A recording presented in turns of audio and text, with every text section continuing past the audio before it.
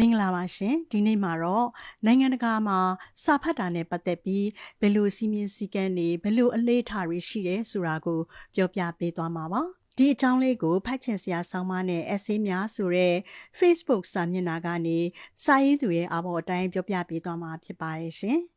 အီရန်နိုင်ငံမှာ16နှစ်အောက်ကလေးတစ်ယောက်ခိုးမှုပဲဖြစ်ဖြစ်လူရဲမှုပဲဖြစ်ဖြစ်တစုံတစ်ခုအမှားကျူးလွန်မိတဲ့အခါပြစ်မှုဟာအယမ်းမကြီးကျယ်ဘူးဆိုရင်ပြစ်ဒဏ်ပေးလေရှိတာကတော့စာဖတ်တမ်းပါပဲအစိုးရကပေးတဲ့စာအုပ်တွေကိုပြီးအောင်ဖတ်ပြီးမိမိရဲ့အတွေ့အမြင်တွေထင်မြင်ယူဆချက်တွေကိုတဖန်ပြန်လည်တင်ပြရပါတယ်တဲ့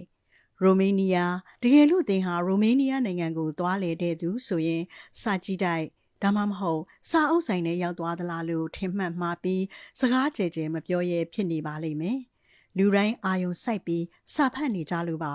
ပြီးတော့ဘတ်စကားစီးရင်စာအုပ်ဖတ်နေရင်ကားအခမဲ့ပါတဲ့ဂျူးလူမျိုးတွေအနေနဲ့ကတော့ဂျူးလူမျိုးတယောက်ဟာတစ်နှစ်ကိုဖြန်းမြစာအုပ်64အုပ်ဖတ်ကြပါတယ်တဲ့တရောင်းစားကအစစာအုပ်နဲ့လက်မကွာတဲ့လူမျိုးစုတွေပါဂျာမန်လူမျိုး90%ကတော့ပုံမှန်စာအုပ်ဝယ်ဖတ်ကြပြီး30%ကနေ့တိုင်းစာဖတ်သူတွေပါမိသားစုတစုတိုင်းမှာဖြန်းမြစာအုပ်ရည်300ခန့်စုဆောင်းထားတတ်ကြပါတယ်တဲ့ဂျပန်သူတို့ကတော့ကားဆောင်နေရင်ပဲဖြစ်ဖြစ်ဘတ်စကားစီးရင်ပဲဖြစ်ဖြစ်ကလေးသူငယ်တွေကအစစာဖတ်ရင်အချိန်ကုန်ခံလေးရှိကြပါတယ်ကမ္ဘာစာအုပ်ရောင်းအားအကောင်းဆုံးနဲ့စာဖတ်အားအကောင်းဆုံးနိုင်ငံဆိုရင်လည်းမမှားပါဘူး